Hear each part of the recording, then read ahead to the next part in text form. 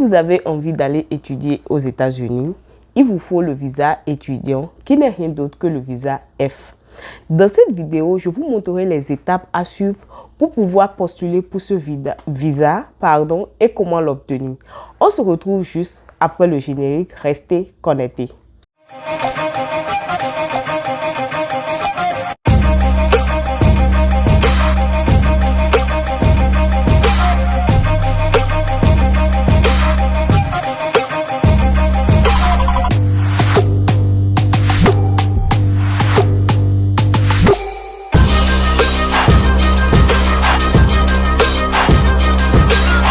Bonjour chers amis internautes et bienvenue dans Parlons de la diaspora.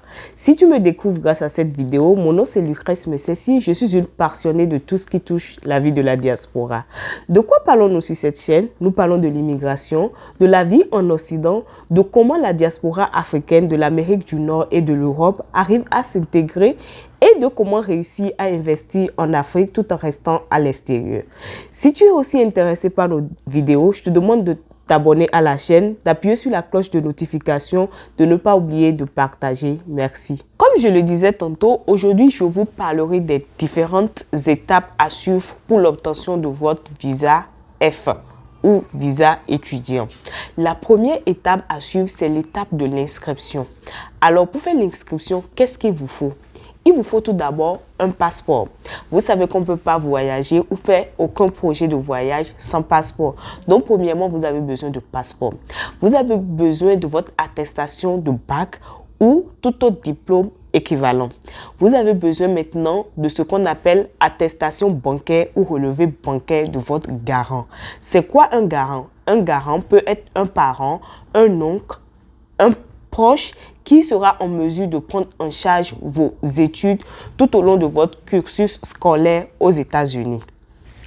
Une fois ces documents réunis, je vous conseille de les faire traduire en anglais par le ministère des Affaires étrangères de votre pays ou toute autre institution qualifiée.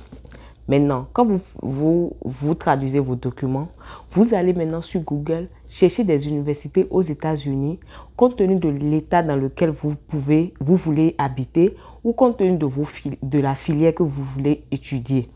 Maintenant, une fois c'est fait, vous allez sur le site de ces universités faire votre demande d'inscription. Pour mieux vous expliquer ce que je suis en train de dire, nous irons prendre l'exemple d'une université sur Google et ensemble, on va suivre les étapes pour pouvoir vous montrer comment soumettre une demande d'inscription. Sans plus tarder, allons-y faire cette inscription. Là, je partage mon écran avec vous, comme vous le voyez, et nous allons choisir une université. L'université qui me vient en tête présentement, prenons Florida.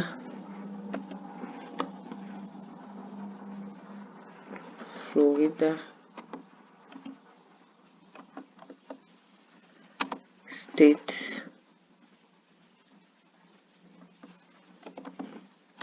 College of Jacksonville. Prenons ceci.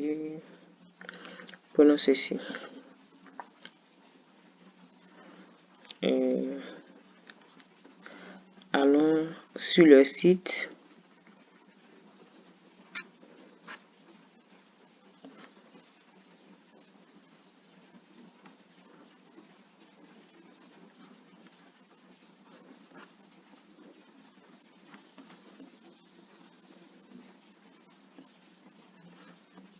Ça, c'est pour les cours en ligne.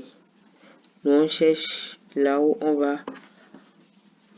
déposer notre dossier pour les cours physiques. Allons-y ici pour voir. Ok, Florida State College à Jacksonville. Voilà comment se présentent souvent les sites des universités. Maintenant, on va cliquer sur Apply, qui n'est rien d'autre que postuler. Maintenant, on dit Create an application account. Ou est-ce qu'on a déjà un compte? Already have an account. Nous, on n'a pas encore de compte. Nous allons créer parce que je dois vous montrer les étapes à suivre. Donc, Create an account. Là, is this pour General Application, Transient Student, International Student, voilà un peu. Nous sommes des international students. Donc, on va cliquer ici. Il nous demande de mettre un email, notre password, de confirmer password, de mettre nos noms. Donc, pour le but de l'exemple, nous allons mettre l'email de Parlons de la diaspora. Alors, ça, ce serait Parlons de la diaspora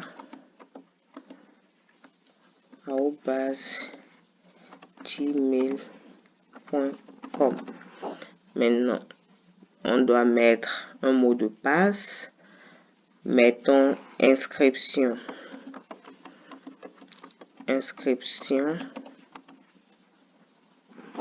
Affichons pour voir si on ne sommes pas en train de faire des erreurs. Inscription @01.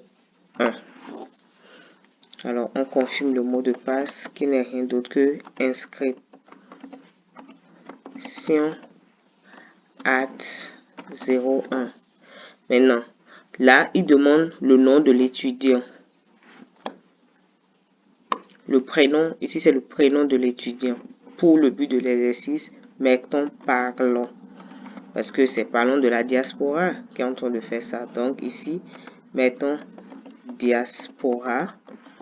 Et date d'anniversaire, la date moyenne, mettons le 2. Mettons le 2 mai. Et pour l'année 2004, c'est pas mal. 2 mai 2004. Donc, c'est quelqu'un qui a 18 ans qui est en train de postuler. Alors, ici, on vous demande When do you want to start class? Est-ce que c'est le spring entre janvier et mai, summer, l'été entre mai et août, ou fall qui est entre août et décembre? Je vous conseille, dans ce cas, par exemple, de prendre au moins votre inscription pour une durée d'au moins 3 mois avant, quand vous avez commencé le processus. Comme ça vous donne le temps de vous préparer correctement pour votre voyage. Donc, prenons ceci. Donc, ils vont nous demander, on va prendre Fall 2022. Fall 2022.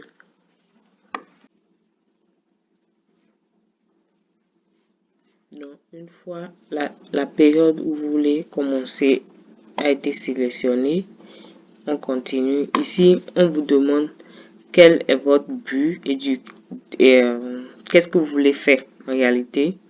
Ici, à l'université de Jacksonville, de Florida.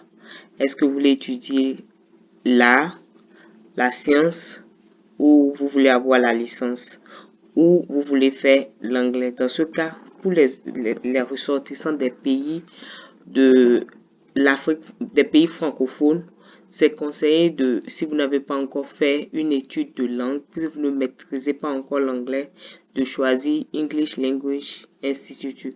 Donc, vous venez, vous apprenez d'abord l'anglais avant de vous diriger vers la filière que vous voulez étudier réellement. Donc, on clique ici et c'est toujours la même chose. Maintenant, ici, le frais d'application est de 80 $. C'est écrit ici pour cette université. Et maintenant, nous allons en bas et on clique sur Create Account. Bon, ça c'est pour vérifier si nous sommes des êtres humains, que c'est pas un robot qui est là. Donc, on répond rapidement et puis on y va.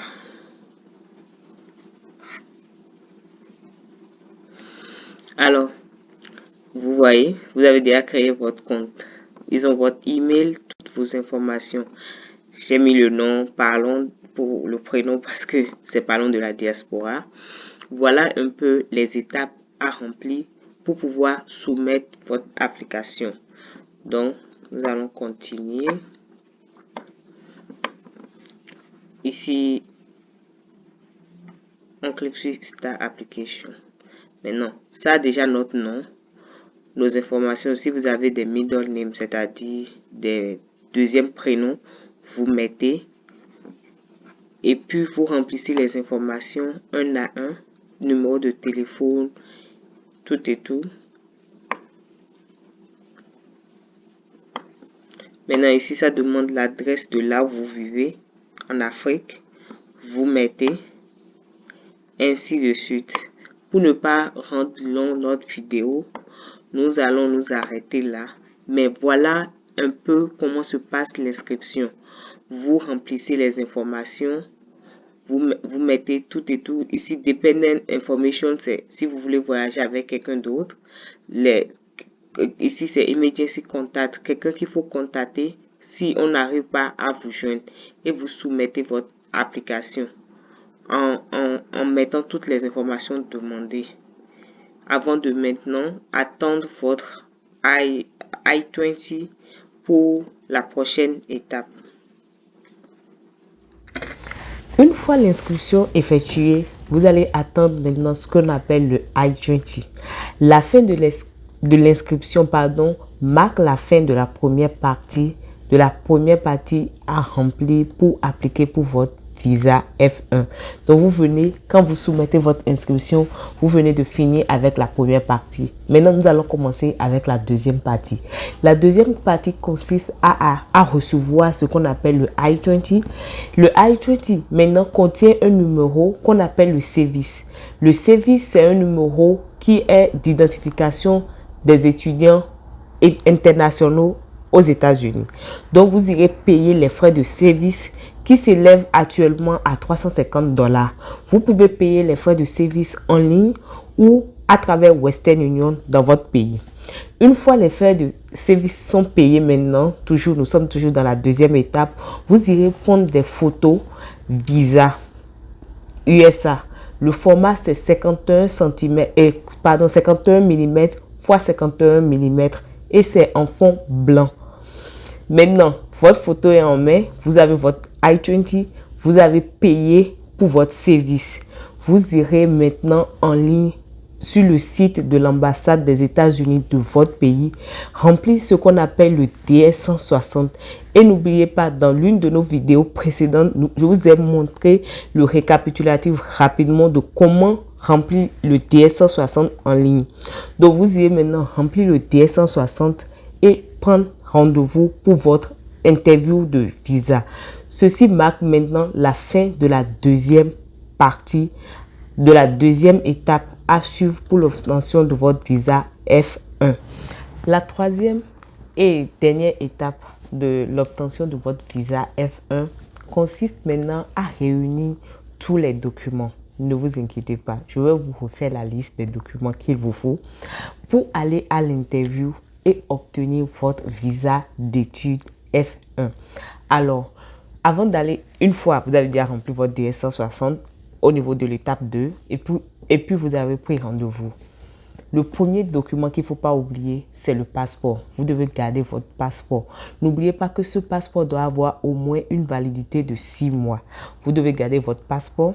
Vous devez garder sur vous votre I-20, le reçu de paiement du service. Vous devez garder sur vous les photos Visa.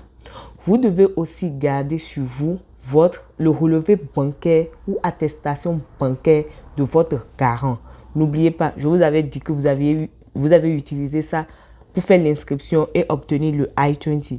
Vous avez besoin de cela pour l'interview. Vous avez besoin de votre diplôme, c'est-à-dire du bac ou de tous les autres diplômes que vous avez déjà obtenus dans votre vie. Vous avez besoin des attestations de stage. Si vous avez eu à travailler, vous avez besoin de tout ça là. Vous devez garder tout ça là sur vous avant d'aller à l'interview. Vous avez aussi besoin de garder sur vous les frais d'interview et les frais de visa avant de vous rendre maintenant à l'interview. Une fois à l'interview, n'attendez pas que le consul ou l'ambassade vous demande les documents avant que vous ne lui les présentez. C'est-à-dire, vous allez aux États-Unis par exemple pour aller faire quoi? Je pars aux États-Unis pour aller étudier telle chose parce que j'ai déjà eu par exemple la licence en communication et je vais aller me perfectionner en communication digitale. Que sais-je encore? En même temps, vous lui montrez votre diplôme de licence que vous avez eu en communication. Et la communication ne doit pas être, vous ne devez pas le laisser monopoliser la parole, mais vous discutez parce que vous maîtrisez ce pourquoi vous allez voyager pour aller étudier.